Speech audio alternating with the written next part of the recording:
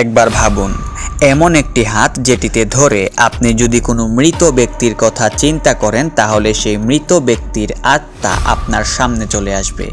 আপনি যদি সেই আত্মাকে আপনার দেহে প্রবেশ করতে বলেন তাহলে সেটি আপনার দেহে প্রবেশ করবে। কতটা ভয়ানক হবে এই ব্যাপার, কতটাই না ভয়ানক হবে এর পরিণতি। ওয়েলকাম ভিউয়ার্স, স্বাগত জানাচ্ছি আপনাদের হব মুভিজের আরও একটি নতুন ভিডিওতে। And this is day 5 of 100 movie recommendation videos. গল্পটা কয়েকটা টিনেজার্স ছেলে মেয়েদের, যারা প্রতি উইকেন্ডে এক ভয়ানক খেলায় লিপ্ত হয়। তাদের মাঝেই একজনের কাছে আছে এমন একটি হাত, যে হাতে ধরে কোনো মৃত ব্যক্তির কথা চিন্তা করলে সেই মৃত ব্যক্তির ভয়ানক রূপ তার সামনে চলে আসবে। প্রতিটি এক্সপেরিমেন্টের সময় 90 সেকেন্ড। সে চাইলে ওই মৃত ব্যক্তিকে তার শরীরে প্রবেশ করাতে পারবে। এই বাচ্চাদের কাছে এই ভয়ানক খেলাটা একটা সময় নেশার মতো হয়ে যায় এবং একটি মেয়ে এই ভয়ানক মৃত্যু খেলায় মারাত্মকভাবে এডিক্টেড হয়ে যায়।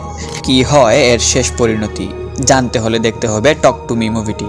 2022 সালে মুক্তিপ্রাপ্ত 95 মিনিট রান টাইমের IMDb 7.1 রেটিং পাওয়া এই মুভিটি সে বছরের সেরা সব হরর মুভিগুলোর তালিকার একটি ছিল।